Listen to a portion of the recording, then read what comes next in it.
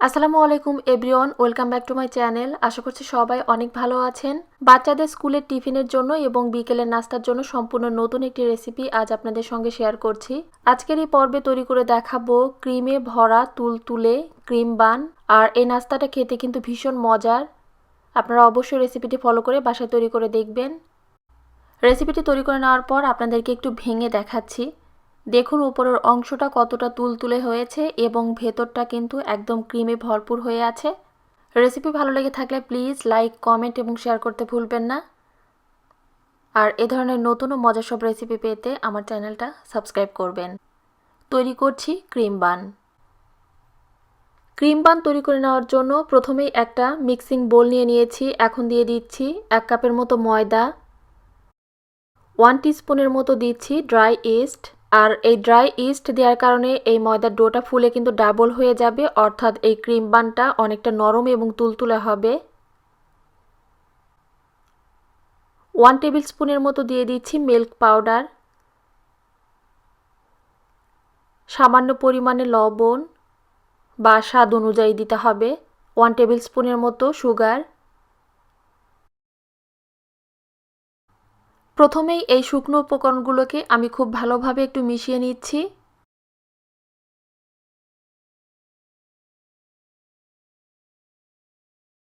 শুকনো উপকরণগুলোকে ভালোভাবে মিশিয়ে নেওয়ার পর হালকা কুসুম গরম পানি এখানে অল্প অল্প করে দিয়ে একটা সফট ডো তৈরি করে নিতে হবে।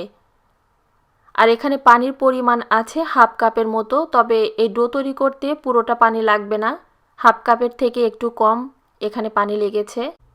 অর্থাৎ রুটি বেলার জন্য ঠিক যে টাইপের ডো তৈরি করা হয় সেই ডোটা থেকে একটু নরম হবে এই ডোটা।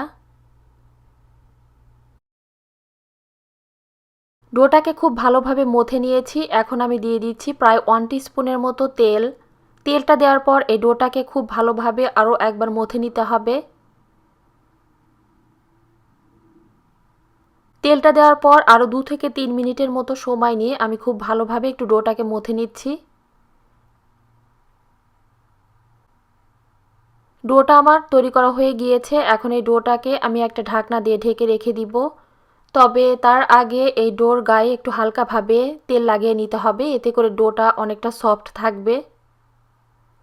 আর যেহেতু এই ডো তৈরিতে আমরা ড্রাই ইস্ট ব্যবহার করেছি, তো এই ডোটা কিন্তু ফুলে ডাবল হয়ে যাবে। এখন একটা ঢাকনা দিয়ে ঢেকে এই ডোটাকে আমি রেস্টে রেখে দিব 1 ঘন্টার জন্য। সবথেকে ভালো হয় যদি এই ডোটাকে গরম কোনো কাপড় দিয়ে এটাকে ঢেকে এভাবে মুড়িয়ে রাখা হয়। অর্থাৎ যেহেতু এই ডোতে আমরা ড্রাই ইস্ট ব্যবহার করেছি, তো গরম কোনো কাপড় দিয়ে বা এটাকে যদি গরম কোনো জায়গায় রাখা হয় তো 1 ঘন্টার আগেই এই ডোটা রেডি হয়ে যাবে এবং এই ডোটা ফুলে অনেকটা ডাবল হয়ে যাবে। তো ডোটা আমার রেডি হতে থাক, এরই ফাঁকে আমি ক্রিম বানের জন্য ক্রিমটা তৈরি করে নিচ্ছি। এখানে একটা প্যান নিয়ে নিয়েছি, দিয়ে দিচ্ছি আমি 1/2 কাপ প্লাস 1/4 কাপের মতো দুধ,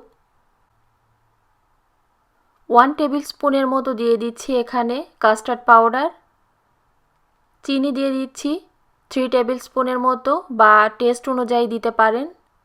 আর কাস্টার্ড পাউডারের রেসিপি কিন্তু অলরেডি আমার চ্যানেলে দেওয়া আছে, তারপরও এর লিঙ্কটা আরও একবার ডেসক্রিপশন বক্সে দিয়ে দিব, আপনারা চাইলে সেখান থেকেও দেখে নিতে পারবেন।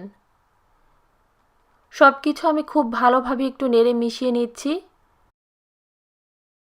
সব কিছু ভালোভাবে নেড়ে মিশিয়ে নেওয়ার পর আমি চুলাটা অন করে দিয়েছি। এখন চুলার আঁচটা মিডিয়ামে রেখে এটাকে আমি কিছুক্ষণ জাল করে নিচ্ছি।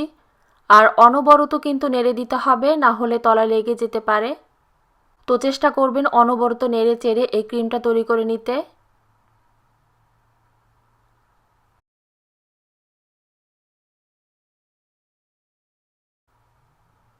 কিছুক্ষণ মিডিয়াম আঁচে এটা জাল করে নিয়েছি আর ইতিমধ্যে দেখুন এই ক্রিমটা কিন্তু ঘন হতে শুরু করেছে।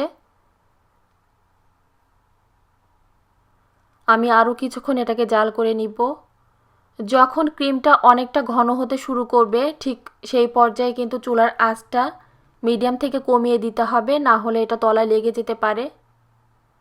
ক্রিমটা আমার তৈরি করা হয়ে গিয়েছে, এর থিকনেসটা আপনাদেরকে একটু দেখাচ্ছি। এই অবস্থায় এটা অনেকটা পাতলা মনে হতে পারে, তবে যখন এটা ঠান্ডা হয়ে যাবে এটা কিন্তু অনেকটা ঘন হয়ে যাবে। তো অবশ্যই এই পর্যায়ে কিন্তু চুলার আঁচটা বন্ধ করে দিয়ে এটাকে চুলা থেকে নামিয়ে নিতে হবে।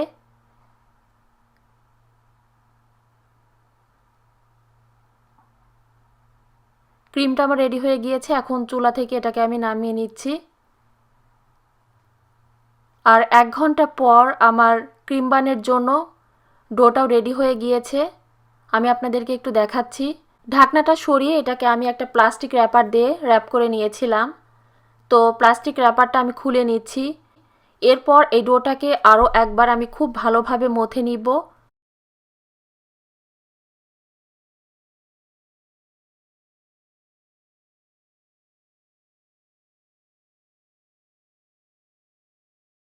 ডোটাকে ভালোভাবে মথে নেওয়ার পর এটাকে এখন আমি সমান 6 ভাগে ভাগ করে কেটে নিচ্ছি।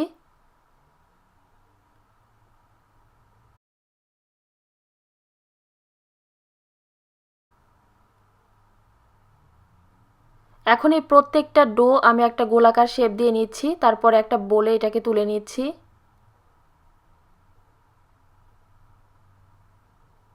প্রত্যেকটা ডো তৈরি করে নেওয়ার পর এখানে প্লাস্টিক র্যাপার দিয়ে এই ডোগুলোকে আমি আরও একবার ঢেকে দিচ্ছি।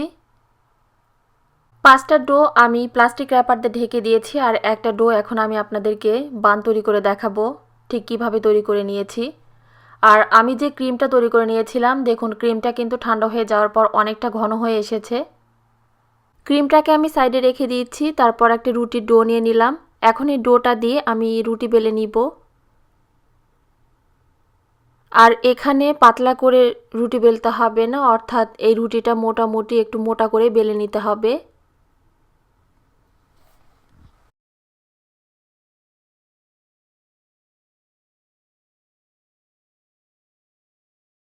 রুটিটা বেলে নেওয়ার পর কিছুটা ক্রিম এখন এই রুটির মাঝখানে দিয়ে দিলাম। এরপর এখন এই রুটিটাকে আমি ফোল্ড করে নিলাম। রুটির যে সাইডের অংশগুলো আছে সেটাকে খুব ভালোভাবে বন্ধ করে দিতে হবে। আর অবশ্যই চেষ্টা করবেন এটাকে ভালোভাবে বন্ধ করে দিতে, অর্থাৎ এই রুটির মুখটা যদি এটা খোলা থাকে তাহলে এই ক্রিম বানটা তৈরি করার সময় কিন্তু এই ভেতরের যে ক্রিমটা আছে সেটা বের হয়ে যাবে। তো অবশ্যই সেই দিকটার দিকে একটু লক্ষ্য রাখতে হবে।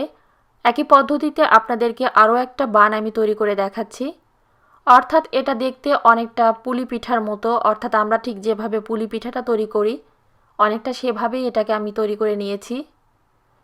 সবগুলো ক্রিম বান আমি তৈরি করে নিয়েছি। ক্রিম বানগুলো তৈরি করে নেওয়ার পর একটা প্লাস্টিক র্যাপার দিয়ে এখন এটাকে আমি ঢেকে রেস্টে রেখে দিব আরও 10 মিনিটের জন্য। আর এই 10 মিনিটে ক্রিম বানটা কিন্তু আরও একটু ফুলে যাবে। ঠিক 10 মিনিট পর আমি এখন এই ক্রিম বানগুলোকে ভেজে নিব। তো চুলাটা আমি অন করে দিয়েছি, একটা প্যান নিয়ে নিয়েছি। সামান্য পরিমাণে তেল এখন এই প্যানে আমি ব্রাশ করে নিচ্ছি।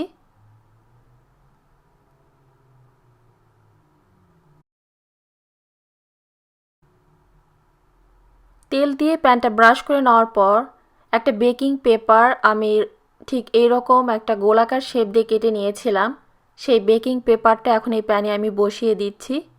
আপনারা চাইলে সরাসরি এটা প্যানেও তৈরি করে নিতে পারেন, তবে আমার কাছে মনে হয় যদি বেকিং পেপার দিয়ে এটা বেক করা হয় তো তাপটা সরাসরি লাগে না, অর্থাৎ এটা পুড়ে যাওয়ার কোনো ভয় থাকে না।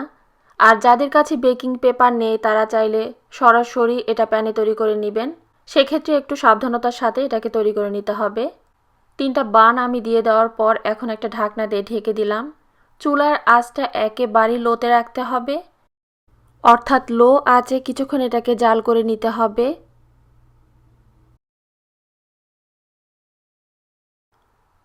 লো আঁচে কিছুক্ষণ এটাকে আমি জাল করে নিয়েছি, আর ঢাকনাটা খুলে এটাকে এখন আমি উল্টিয়ে দিচ্ছি। দেখুন এই ক্রিম বানটা কিন্তু অনেকটা ফুলে গিয়েছে। এরপর আরও একবার ঢাকনা দিয়ে ঢেকে আমি আরও কিছুক্ষণ এটাকে বেক করে নিব। ক্রিম বানটা আমার তৈরি করা হয়ে গিয়েছে, এখন এটাকে আমি তুলে নিচ্ছি। একই পদ্ধতিতে আরও যে বাকি 3টা ক্রিম বান ছিল সেটাকে আমি ভেজে নিয়েছি। সবগুলো ক্রিম বান আমি একই রকমভাবে ভেজে নিয়েছি। আর এই ক্রিম বানটা খেতে কিন্তু অসম্ভব রকমের মজার হয়। আপনারা অবশ্যই রেসিপিটি ফলো করে জাস্ট একবার বাসায় তৈরি করে দেখবেন। রেসিপি ভালো লেগে থাকলে অবশ্যই লাইক, কমেন্ট এবং শেয়ার করতে ভুলবেন না। আজকের এই রেসিপি দেখার জন্য সবাইকে অনেক ধন্যবাদ। আপনারা সবাই অনেক ভালো থাকবেন, আমাদের সবার জন্য দোয়া করবেন। আল্লাহ হাফেজ।